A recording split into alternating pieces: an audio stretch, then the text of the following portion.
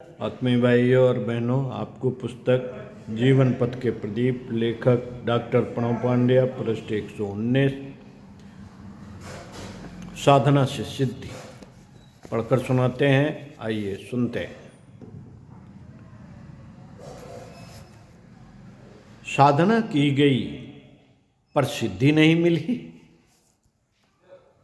तब तो किया गया पर तृप्ति नहीं मिली। अनेकों साधकों की विकलता यही है।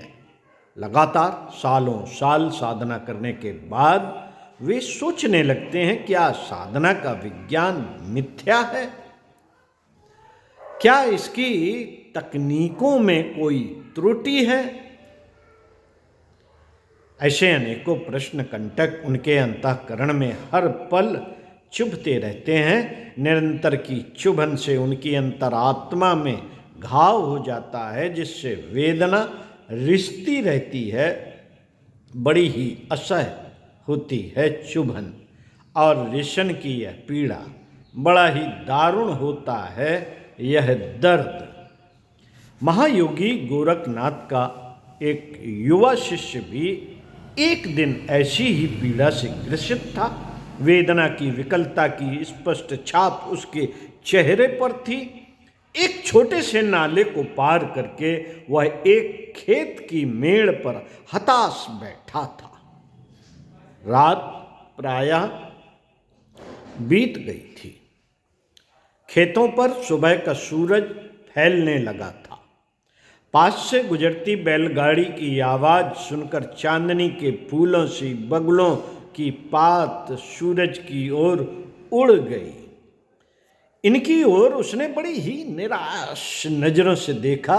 तभी उसे पास के खेत से ही गोरखनाथ आते दिखाई दिए।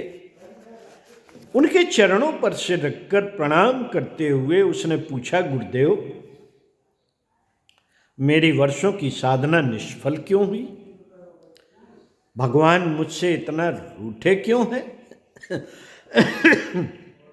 महायोगी हंसे और कहने लगे, पुत्र, कल मैं एक बगीचे में गया था। वहां कुछ दूसरे युवक भी थे। उनमें से एक को प्यास लगी थी। उसने बाल्टी कुएं में डाली।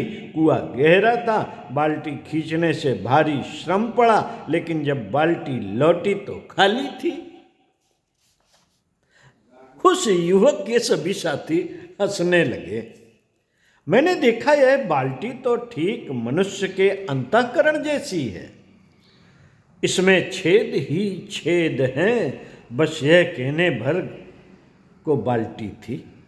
कहने भर को बाल्टी थी। उसमें छेद ही छेद थे। बाल्टी कुएं में गई, पानी भी भरा, सब बह गया। वत्स, साधक के मन की यही दशा है। इस छेद वाले मन से कितनी ही साधना करो, पर छेदों के कारण सिद्धि नहीं मिलती। इससे कितना ही तप करो, पर तृप्ति नहीं मिलती। सिद्धि और तृप्ति चाहिए तो पहले मन के छेदों को मिटा, अपने दोष दुर्गुणों को दूर करो। पहले संयम, तब साधना, फिर सिद्धि। पहले संयम है। 4 संयम गुरुदेव ने बताए हैं। इंद्रिय संयम, विचार संयम, समय संयम, अर्थ संयम। तो जब संयम नहीं करते, हम साधना करते हैं, तो फिर सिद्धि कहाँ से मिलेगी? तो पहले संयम, तब साधना, और फिर सिद्धि। यही साधना से सिद्धि का मर्म है। अपने मन की बाल्टी ठीक हो तो साधना सिद्धिदायी होती है, और मन की बाल्टी में छेद हो तो तब तो खूब होता है, पर तृप्ति नहीं मिलती। भगवान कभी भी किसी से रूठे नहीं है, कभी किसी से रूठे नहीं रहते। बस साधक के मन की बाल्टी ठीक होनी चाहिए। कुआं तो सदा ही पानी देने के लिए तैयार है। उसकी ओर से कभी भी इनकार नहीं, कभी भी इनकार नहीं है। ओम शांति। चिंतन मनन का विषय साधना से सिद्धि का सिद्धांत बहुत छोटे से वाक्यों में समझाया गया और स्वाध्याय सत्संग का क्रम बनाए रखिए। ओम शांति।